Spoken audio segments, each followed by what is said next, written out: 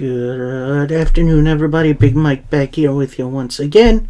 Welcome back to Big Mike Talks, where I finish out the week in pro wrestling. So for this week, it includes Impact Wrestling, MLW Fusion, Ring of Honor, and AEW Collision. Now, the reason no SmackDown or Rampage this week is because Ring of Honor Death Before Dishonor was on Friday. I will be covering that tomorrow. And then it's back to regularly scheduled programming, although I do have something going down on Friday. It shouldn't be anything big. I'll let you all know how I'm feeling about that. So, we are going to start off this week with Impact Wrestling, the night after show for Slammiversary. And of course, we start off with the head coach Scott D'Amore pretty much saying Slammiversary was the best night of my whole career. Not only that I can perform in front of my hometown in Windsor, end of the night I stood tall with Team Canada members Eric Young, A1, and the Enforcer Kevin McCarthy. But I finally put my feud down with Bully Ray. And now the BS is all done. So is my leave of absence as president of Impact Wrestling. And now, also with Santino out, I am now the director of Authority. So for tonight, he runs down the night. We're going to hear from Josh Alexander. We're going to have ABC versus Subculture for the tag straps. Jake Something is back in action. And then the Good Hands interrupt. That's Skyler and Hulk. Pretty much saying, yeah, you're the typical Canadian. You're a coward. You're about to get some receipts from us due to what you've done breaking us off from Bully Ray. And you're due a beating. And Scott D'Amore pretty much says, oh, you're ready to go. You're ready to fight. He takes off his jacket. Pretty much says, I have a match in mind for you. It's against these two men. Out come Rich Swann and Sami Callihan. So we get straight into that match. And it was a decent back and forth match. But overall, Good Hands were not good enough to take down Callihan and Swann. And after a big old powerbomb, which that was awesome, your winners, Rich Swann and Sami Callihan. We then get ABC backstage, calling themselves the best team in history. And we're going to prove that tonight by regaining the tag straps. The Rascals come in, pretty much say, hey, look, the line starts behind you guys, and we're going to be right there when you're ready to go. And the Rascals say they want in. Bay pretty much says, look, if it wasn't for you guys at Slammiversary, we would still be tag champions. And Rascals pretty much say, look, you win, we want first dibs. And then that starts a big old brawl between the four of them. Security comes in, breaks it up. In comes Scott D'Amore, who then throws out the Rascals. This brings out Johnny Swinger and Zicky Dice, with Swinger pretty much claiming, look, I've won like 40-ish matches now. When do I get my title shot? And Scott D'Amore says, soon, big man, soon. He goes to leave, then he comes back and he says, look, what we put in front of you seemed a little impossible, so we're going to make things a little easier. Coming up, you just got to win one match to get a title shot, and it's against your boy Zicky Dice. Scott D'Amore walks off. Zicky pretty much proclaims, oh, this is great, I can just lay down for you, and you're good to go. Scott D'Amore comes back in and says, guys, I definitely heard that. So now it's going to be a loser leaves Impact match, which, yeah, I hate these stipulations. At least no one's going to murder Zicky Dice this time around, so, yep. So that's interesting. We then get an Eric Young interview. Says, feels right being back here in Impact. It's been home for a while. And it was really cool standing with my mates in Team Canada. And then Nick Aldis interrupts. He says, hey man, I'm glad to see ya. Look, we're getting right down to business. It could be you and me against all these injury darlings in this in the Impact Zone. And then EY retorts, look, you're not putting me in a box. While I do understand you like your love of traditional wrestling, instead of going back and forth like this, let's handle our stuff in the ring. So, in the near future, we're getting EY against Aldis, which, honestly, that sounds like it's going to be a banger. Speaking of bangers, we got our second match of the evening as Jake Something takes on Kevin Knight. And honestly, the contrary styles worked really well together. Kevin Knight is speed and athleticism. Jake Something with his overall power. But then Jake Something hits the void. And your winner, Jake Something. Which, fun little match. Definitely not the best out there, but it was fine for a little mid-card matchup. Next up, we got Courtney Rush taking on Savannah Evans. And of course, we get the usual interference by Jay Vidal and Giselle Shaw. Out then comes Jody Threat, who puts Vidal on her shoulder and brings him to the back. And after a spear, your winner, Courtney Rush.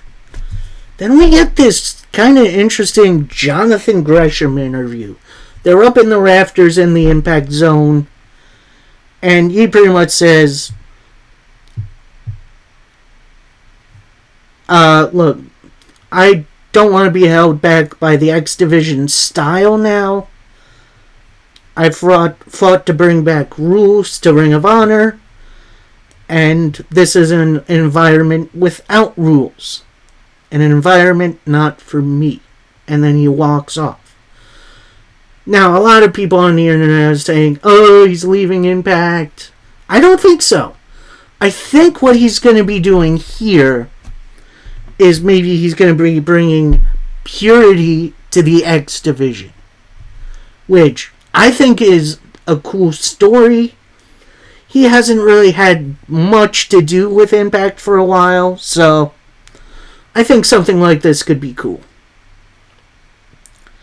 Next up, we got the surprising match of the night.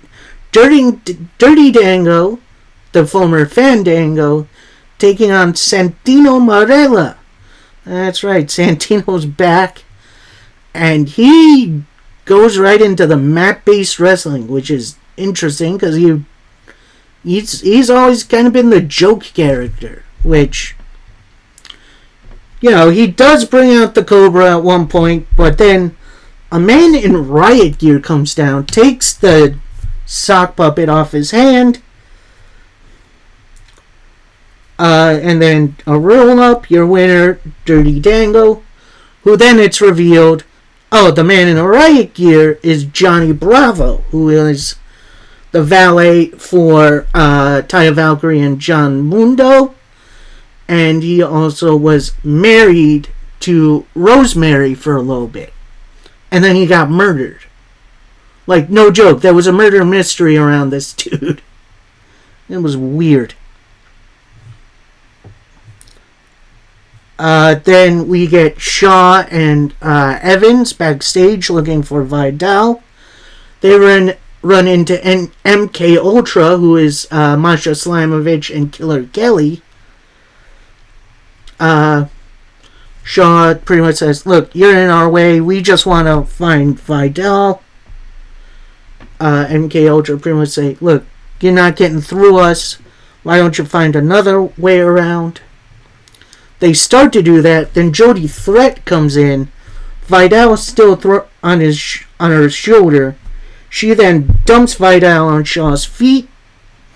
And she walks off. So, that's going to be interesting. We then get a promo from kind of both Eddie and Alicia Edwards, although Alicia takes point on this. She pretty much says, Kaz, you thought your wife would be enough, would be the equalizer to me, but she and I are not equal. This brings up Kaz and Tracy Brooks, and they brawl. They have a big old fight, and that's good. I'm okay with this feud continuing, I guess. Maybe we'll see them pick partners in the near future.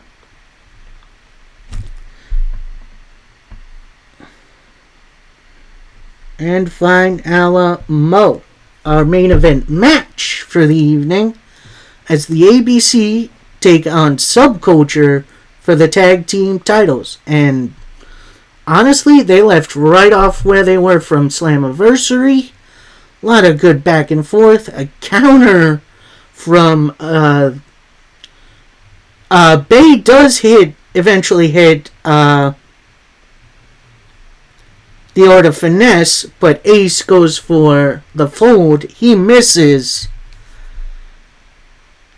And then Subculture hit their finish, which is the Blitzney Bop, which I love that name so much. That is such a good finisher name.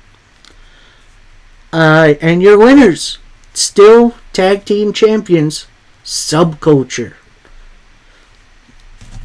And we end with a segment. We end with Josh Alexander pretty much saying, yeah, good to be back. Not a damn thing is going to take my smile from this moment.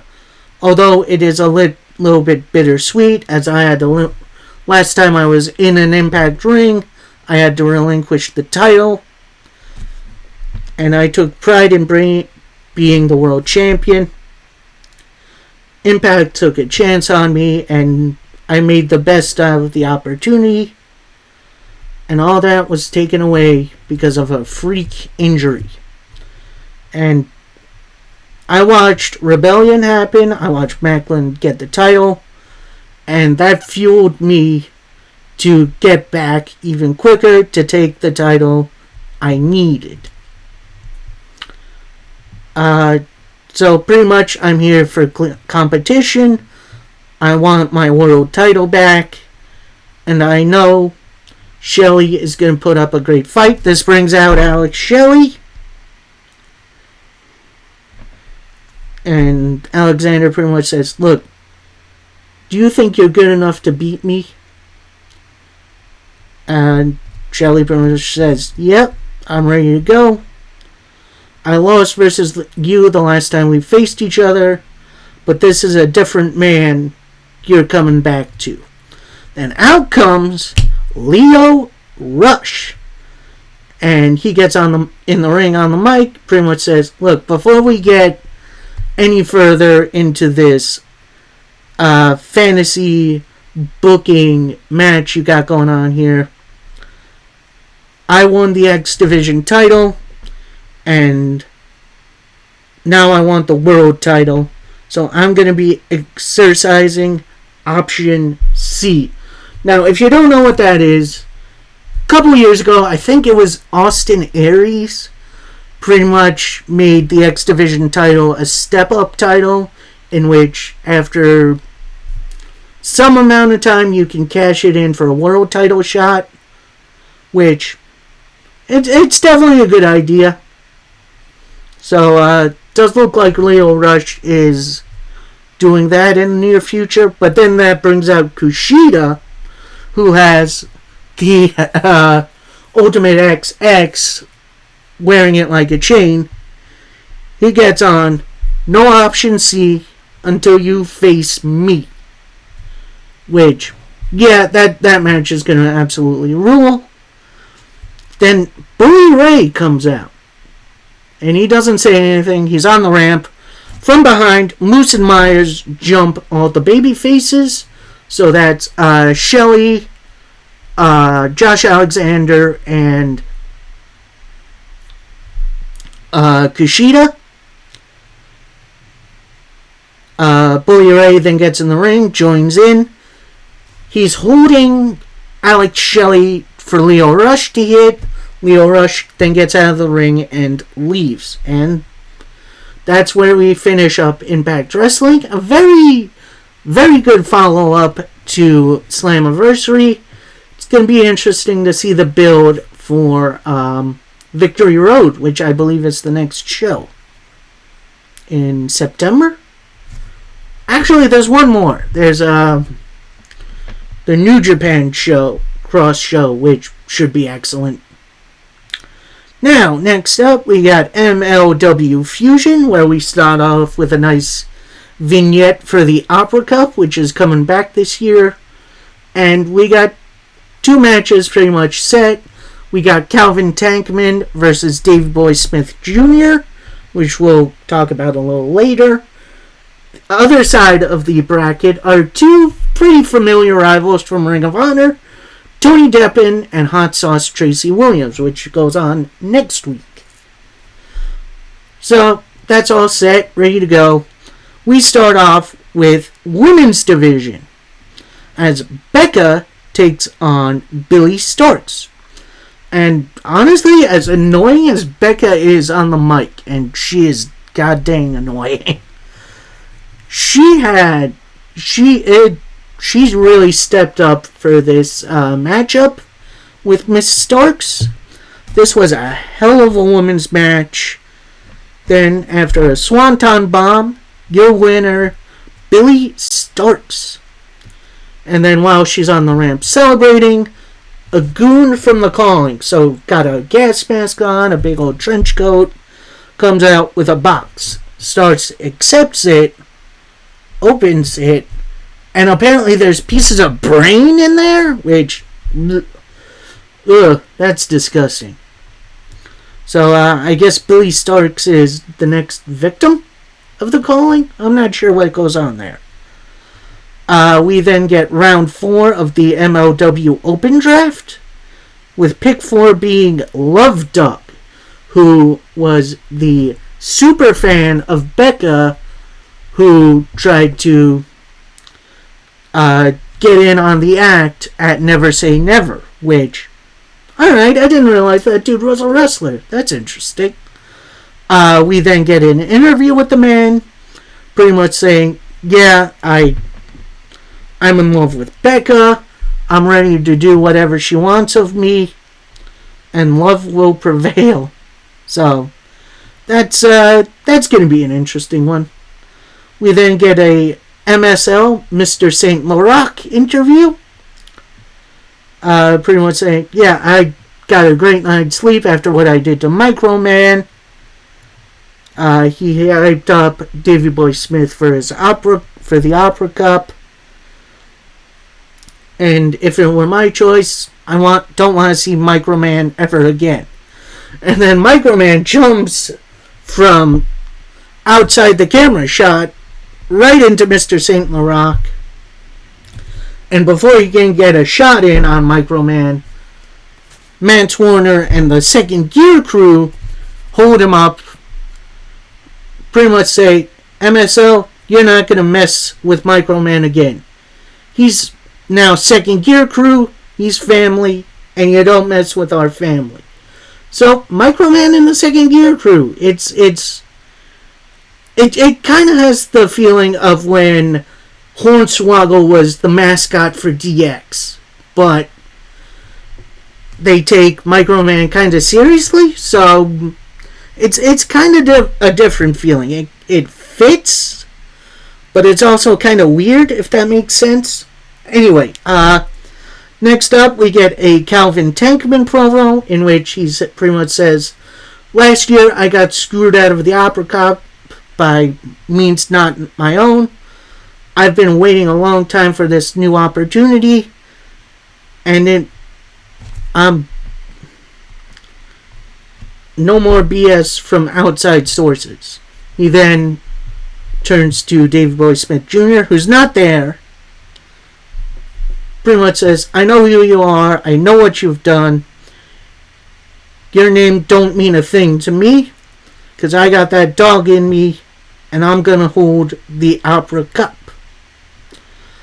We then get some little extra footage from Never Say Never, with Willie Mack trying to get in the ring and celebrate with Alex Kane, and Kane denies him from getting in the ring, so Alex Kane kind of big-leaguing Willie Mack.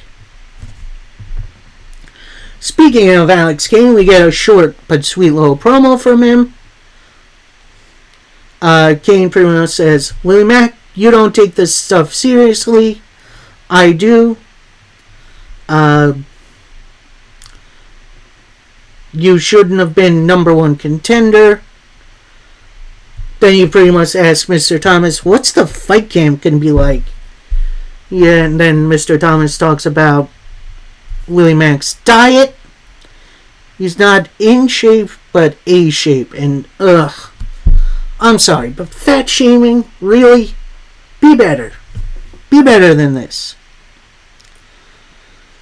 And then he says, Willie, you may not be for the people, but you're for the buffet, which I hate this. Like, I know Alex Kane is supposed to be a heel, but there's better ways to get heat than by body shaming. Like, this needs to end in all wrestling. And Fine Alamo for Fusion, we get the first Stage 1 match of the Opera Cup, as we got Calvin Tankman taking on Davey Boy Smith Jr. And honestly, this was pretty much hoss fight of all hoss fights.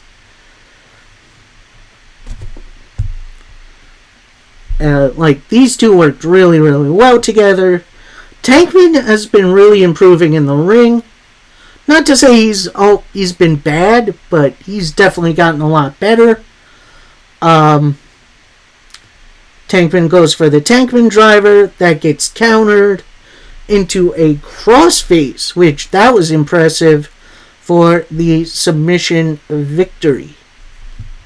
So that's our main event match. We then get a short vignette from The Calling, pretty much saying, "You don't know what it's like to grind. No idea what it means to me." They're holding up the tag titles. But you're going to find out, and this ends very soon. Trust in Raven. Now, I'm not sure who directly they were talking to, but this is going to be interesting. I'm really digging this Calling group, and I hope they go on for a bit of a longer time. Next up, we got Ring of Honor, which it's going to be a short one this time, thank goodness, as we get a vignette for Daniel Garcia versus Shibata for the pure title for Death Before Dishonor. We'll get to that.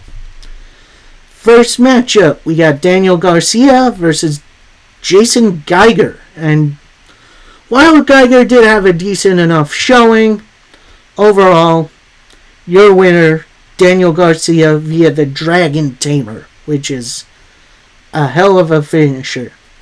And then this brings out Shibata post-match, and they have a big old stare down. Next up, kind of sort of a dream match that I never thought I'd be seeing, as we have Trish Adora taking on Stardom's Utami Hayashi. I don't even know how to pronounce this. I do apologize. But Utami had a heck of a showing out there from taking on Adora. Definitely a really good back and forth between these two. Then after a Gory Bomb, which that was interesting. Your winner, Utami Hayashishita. I do hope I'm pronouncing that right. Next up, we got the finals for the Ring of Honor TV title tournament as Dalton Castle takes on Shane Taylor.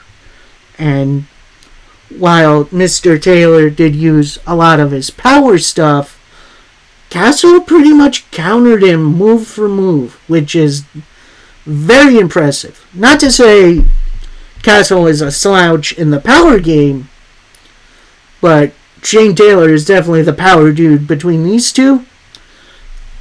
Then, to finish them off, the Bangarang, your winner, Dalton Castle.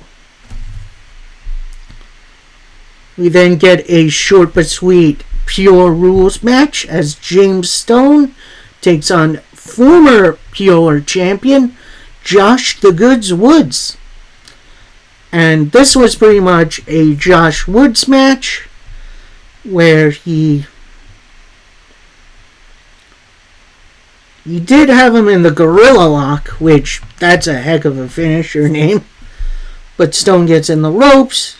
You get a knee, a suplex with a bridge. Your winner, Josh Woods. And honestly, decent little squash match. Nothing to really write home about. We then get a Willow Nightingale interview in which Tony Khan is in there with her as he pretty much tells her, yeah, with your win over Athena on on Rampage a few weeks ago, that puts you at the top of the line to face Athena at Death Before Dishonor for the women's title. Then Willow pretty much says, I've faced Athena many times before. We're 1-1. This is the rubber match. And I'm ready to take it to her. We then get a separate Athena promo in which she's throwing a fit. She's pretty much saying, yeah, I'm not doing this match. I've beaten her already. Give me some new matches. I've been carrying this show since the start. And if you're not going to cancel this match, she's talking to Jerry Lynn and Stokely Hathaway, I'm going right to Tony Khan. That brings in Tony Khan, who pretty much saying, yeah, you guys have put on the greatest matches in ROH so far. The world wants to see the rubber match, so this match is on. So then we go to the ring, in which Athena is taking on Nikita, who personally I've never seen before. Now, we do see Athena dressed in street clothes, so not her regular wrestling outfit. She's out there soaking and being like a little baby. She then kind of leans into the corner as the bell rings. Nikita then gets in her face and is like, oh, you're just gonna sit there and sulk all day? Why don't we fight? Huh? Why don't we fight? She slaps her. And then that gets Athena's motor going. Into the big old elbow strike. And your winner, Athena. This brings the beatdown to Nikita to continue. It goes outside into the guardrail. Then Willow gets back in the ring, kind of gets her title. And then Willow Nightingale comes out. They go face to face. And then Athena just bails out and leaves. That's going to be a good matchup.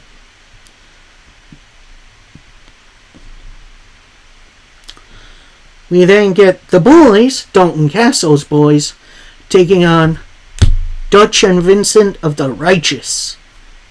And this was a better match than I thought it'd be. Like, it was kind of pseudo a squash match, but the boys definitely brought it. Until Vincent Dutch hits a big old backbreaker, brings in Vincent, who hits Autumn Sunshine, which is a great name for a finisher, for the win for the Righteous. Post-match, this brings out Evil Uno, who has a steel chair, and they're pretty much just jawing at one another.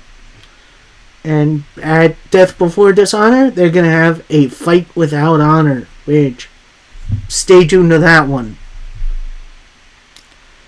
Next up, we got more women's action, as we got Nicole Matthews, who is a former Ring of Honor woman, taking on legit Layla Hirsch, who is new to Ring of Honor, although not new to the AEW brand.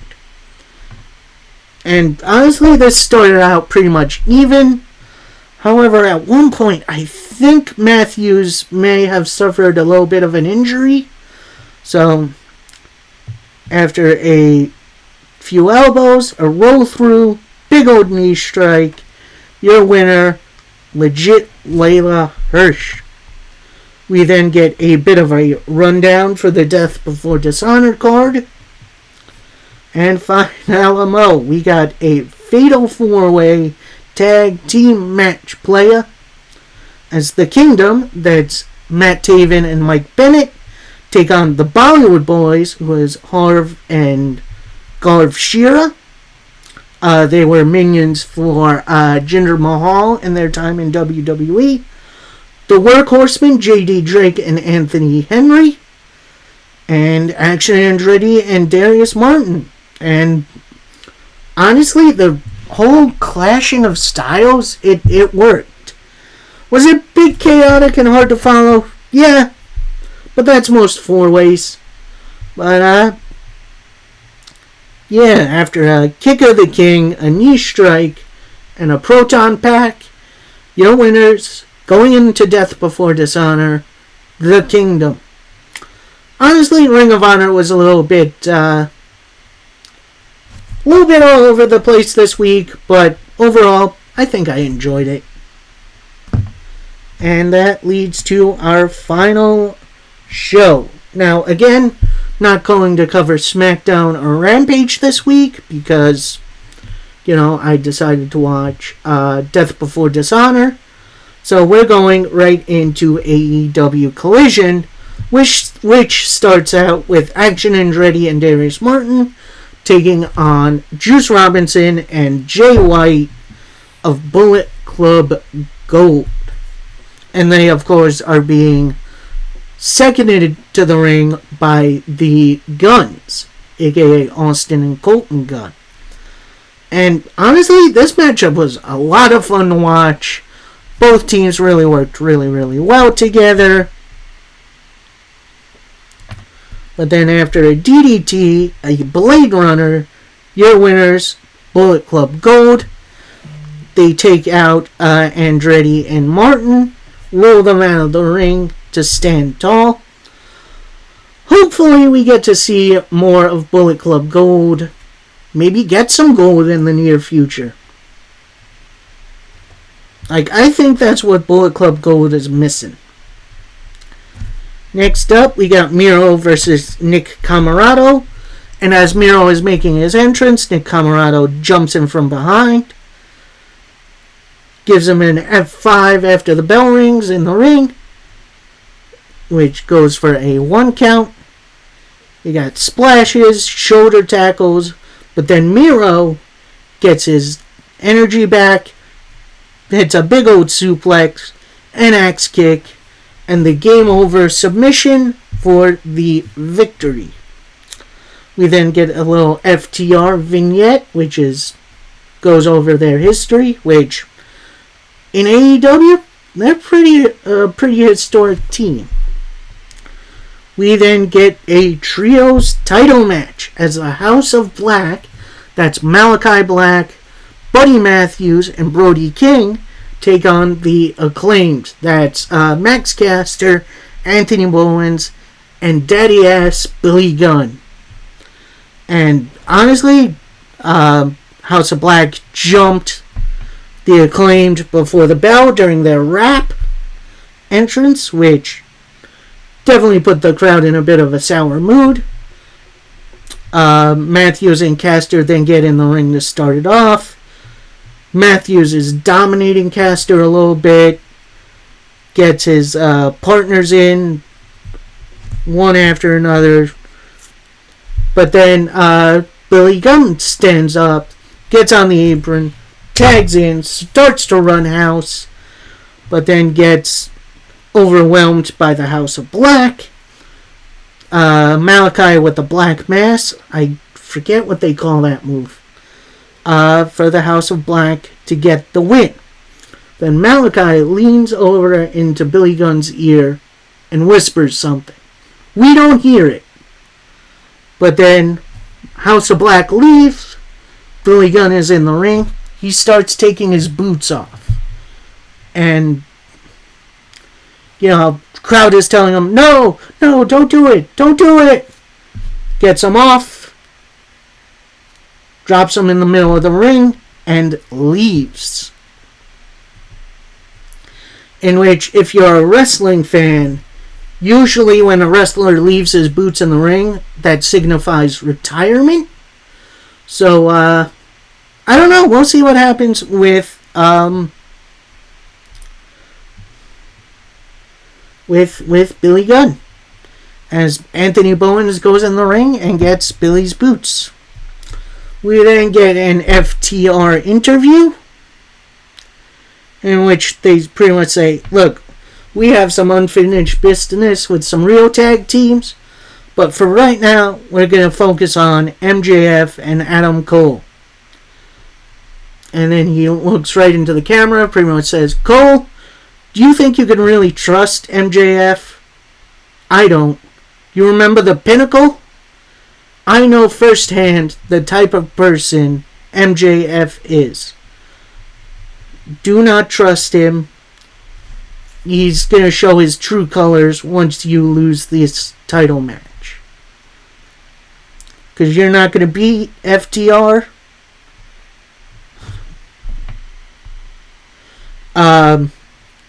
Apparently they feel Cole and MJF take these titles as a joke.